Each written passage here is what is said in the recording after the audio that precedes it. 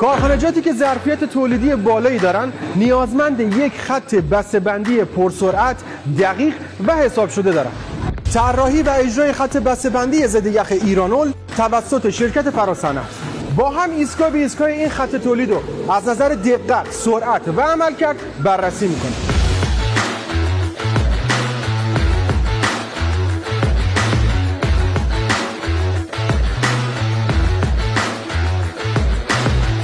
ایستگاه اول دستگاه لیبل زن تخت دو طرفه، ظرفیت تولید 3 الی 4000 بطری در ساعت.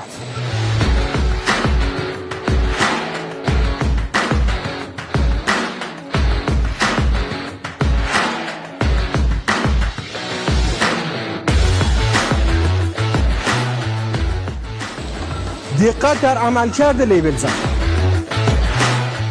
اینجا ایستگاه دومه، دستگاه پرکن خطی 10 نازل سروموتور، ظرفیت تولید 4000 بطری 1000 سی سی در ساعت.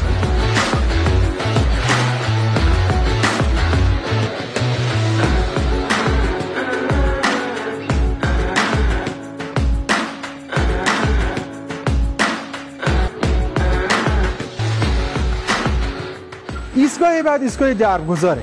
در این قسمت میتونید از دستگاه دربگذار استفاده بکنید و اگر تنوع بطری دارید بهتر از اپراتور استفاده بکنید تا علاوه بر گذاشتن درها از صحت سلامت بطری ها مطمئن باشید. دستگاه دربند 3 هد مجزا سروموتور، مهر تایید بر بسته‌بندی این محصول.